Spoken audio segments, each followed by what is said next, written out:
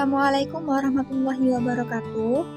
Kami dari kelompok 3, kelas 2019D akan mempresentasikan hasil kerja kami mengenai penggunaan teori pada bab 3 untuk memenuhi tugas mata kuliah metodologi penelitian yang diampu oleh Bapak Reza Rahmatullah.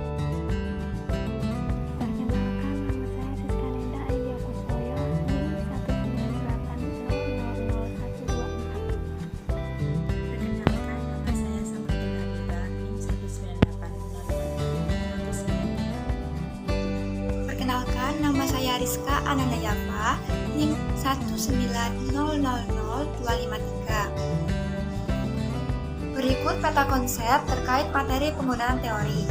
Yang pertama, penggunaan teori kuantitatif. Yang kedua, penggunaan teori kualitatif. Yang ketiga, penggunaan teori metode campuran.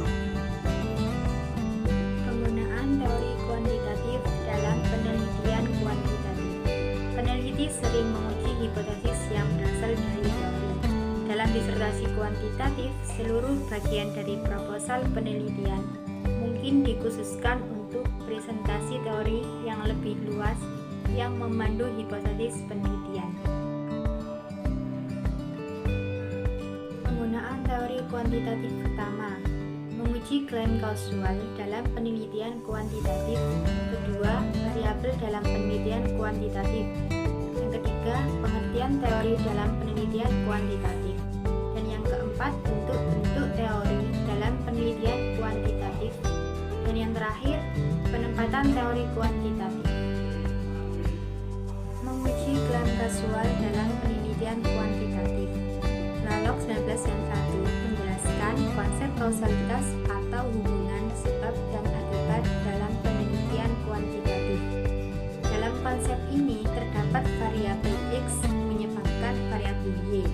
Sebagai contoh sederhana, apakah minum 1 gelas anggur merah setiap hari menyebabkan Anda memiliki kemungkinan risiko serangan jantung? Meminum atau mengkonsumsi 1 gelas anggur, variabel X yaitu penyebab, sedangkan peristiwa serangan jantung, variabel Y, sama dengan akibat. Dalam penelitian kuantitatif, ini variabel ketiga disebut variabel pengganggu dan bisa menjadi sangat bermasalah untuk menetapkan kausalitas jika itu tidak diukur dalam sebuah penelitian. Variabel dalam penelitian kuantitatif. Variabel mengacu pada karakteristik dari individu atau kelompok yang dapat diukur atau diamati dan yang bervariasi di antara orang-orang atau kelompok yang dipelajari. Variabel sering diukur dalam penelitian meliputi jenis kelamin, usia, status sosial, ekonomi, dan sikap atau perilaku seperti rasisme, kontrol sosial, kekuatan politik, atau kepemimpinan. Variabel dalam penelitian kuantitatif. Variabel dalam penelitian kuantitatif. Adapun beberapa jenis variabel yaitu sebagai berikut: variabel independen, variabel terikat, variabel prediktor, variabel hasil, variabel intervensi atau mediasi, variabel moderator. Pengertian teori dalam penelitian kuantitatif.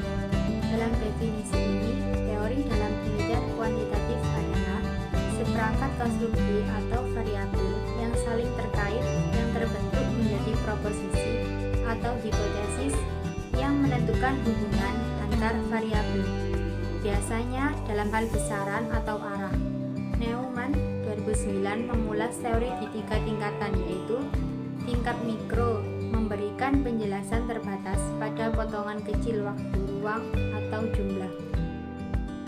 Tingkat meso adalah teori organisasi, gerakan sosial, atau komunitas. Tingkat makro menjelaskan agregat yang lebih besar seperti institusi sosial, budaya sistem, dan seluruh masyarakat. Teori ditemukan dalam disiplin ilmu sosial, psikologi, sosiologi, antropologi, pendidikan, dan ekonomi, serta dalam banyak subbidang. Bentuk-bentuk teori dalam penelitian kuantitatif.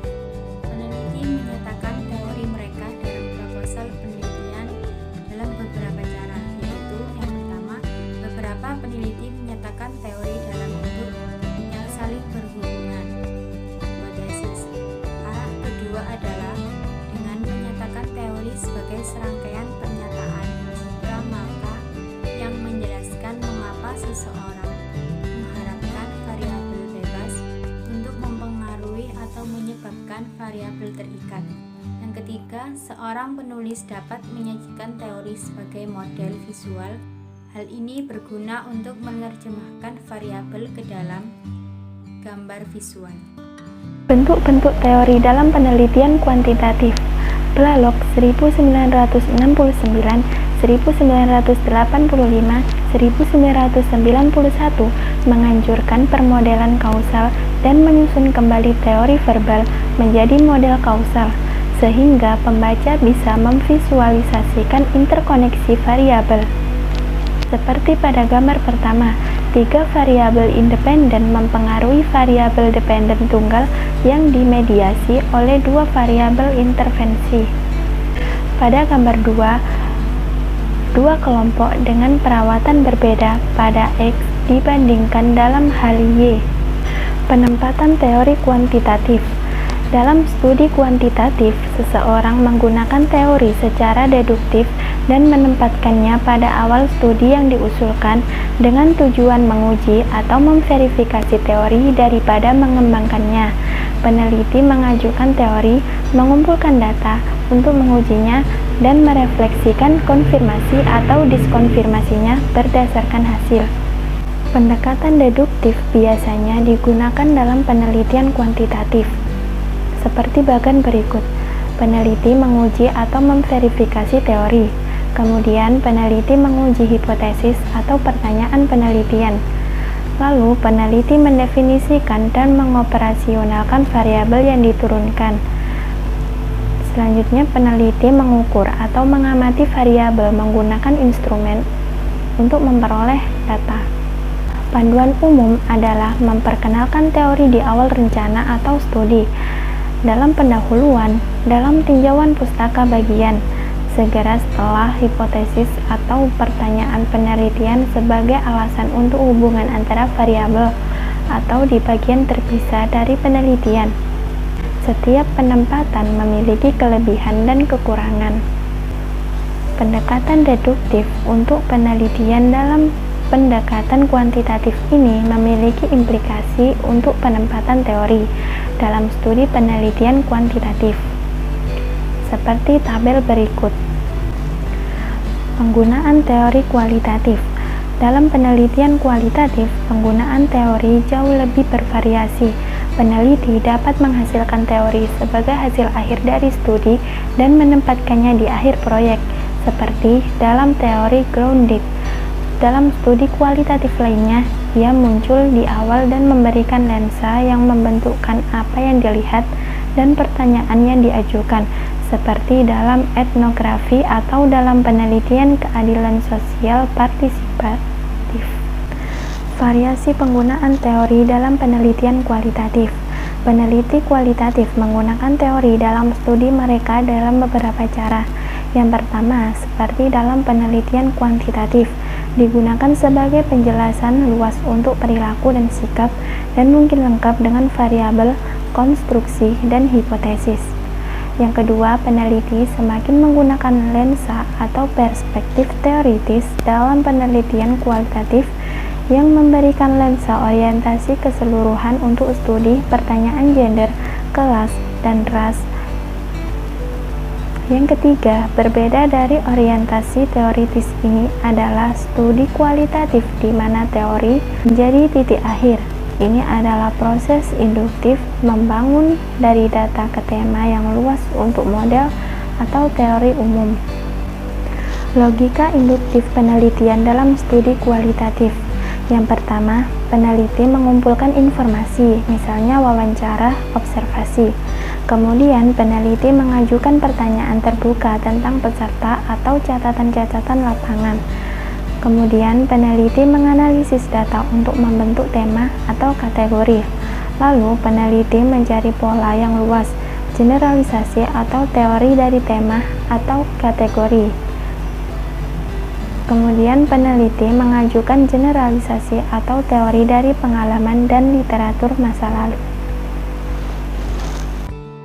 Penggunaan teori metode campuran.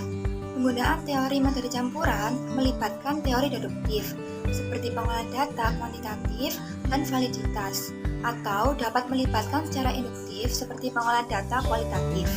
Dalam penggunaan metode campuran, para peneliti mengumpulkan, menganalisis, dan mengintegrasikan data kuantitatif maupun kualitatif dengan berbagai desain metode campuran. Terdapat dua bentuk kerangka kerja dalam penggunaan metode campuran, yaitu yang pertama, penggunaan kerangka ilmu sosial. Teori ilmu sosial ini dapat diambil dari beragam teori yang ditemukan dalam ilmu sosial, seperti kepemimpinan, ekonomi, ilmu politik, pemasaran, perubahan perilaku, dan lain-lain. Yang kedua, penggunaan kerangka keadilan partisipatif sosial, melibatkan kolaborasi dengan peserta atau objek penelitian yang bertujuan membawa perubahan untuk mengatasi ketidakadilan dan membantu kelompok minoritas atau populasi yang kurang terwakili. Penggunaan kerangka ilmu sosial.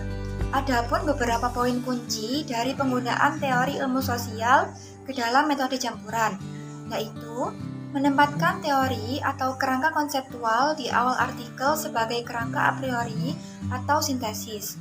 Yang kedua, menuliskan nama teori yang di dalamnya menjelaskan hubungan variabel dalam penelitian. Yang ketiga, menyertakan diagram teori.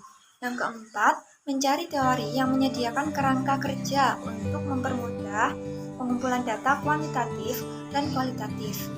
Yang kelima, meninjau kembali bagaimana teori metode campuran, informasi mengenai hasil dan temuan, serta membandingkan penggunaan teori dalam penelitian lain. Penggunaan kerangka keadilan partisipatif sosial. Martins mengidentifikasikan beberapa elemen yang dituangkan dalam beberapa pertanyaan terkait langkah-langkah dalam proses penelitian. 1. Apakah peneliti secara terbuka merujuk masalah dalam komunitas yang menjadi perhatian? 2. Apakah penulis secara terbuka menyatakan lensa teoretis? 3. Apakah pertanyaan penelitian ditulis dengan lensa advokasi? 4. Apakah tinjauan pustaka mencakup diskusi tentang keragaman dan penindasan? 5. Apakah penulis mendiskusikan pelabelan peserta yang tepat? 6. Apakah pengumpulan data dan hasilnya bermanfaat bagi masyarakat? 7. Apakah peserta memulai penelitian dan atau mereka secara aktif terlibat dalam proyek? 8. Apakah hasil menjelaskan hubungan kekuasaan? 9. Apakah hasilnya memfasilitasi perubahan sosial? 10. Apakah penulis secara eksplisit menyatakan penggunaan kerangka kerja transformatif? Adapun beberapa tahapan dalam mengidentifikasi kerangka kerja partisipatif dan keadilan sosial dalam metode campuran, yaitu yang pertama, mendefinisikan masalah dan mencari literatur. 2. Mengidentifikasi desain penelitian. 3. Mengidentifikasi sumber data yang memilih peserta. 4. Mengidentifikasi atau membangun instrumen dan metode pengumpulan data, menganalisis, menafsirkan, melaporkan, dan menggunakan hasil.